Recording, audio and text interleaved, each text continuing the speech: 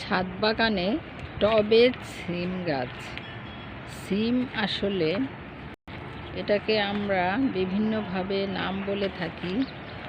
আরেকটি নাম হচ্ছে শিম, ইংরেজিতে বলে বিন। আর এটাকে আঞ্চলিক ভাষায় কুমিল্লাতে বলে ছই ছই বা সিম। এটাকে শিম বললেই উচ্চারণটা সঠিক হয়।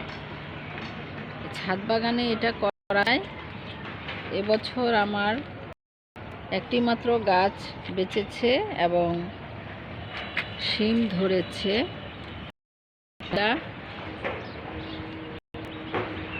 শিম ভালোই ফলন হয়েছে, আরো হবে আশা করি। এটা সবুজ শিম, তবে লাল শিম ছিল, যে হয় বেগুনি, এটার ফুল সেই গাছটা বাঁচেনি, আর পাখি খেয়ে ফেলে। এখনই দেখছিলাম বুলবুলি এলো, 2-3টি বুলবুলি ছিল, আমাকে দেখে চলে গিয়েছে। পাখিরা খাওয়ার পরে যা পায় সেটুকুই আলহামদুলিল্লাহ। নলডুগি শিমের জাত ছিল, অনেক ফলন হতো, সেই জাতটা এখন আর আমার কাছে নেই।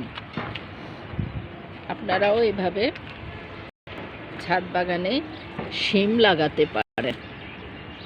থোকায় থোকায় শিম ধরে এবং সেই শিমগুলো অনেক সুন্দরভাবে মাছ দিয়ে রান্না করে খেলে খুব স্বাদ হয়।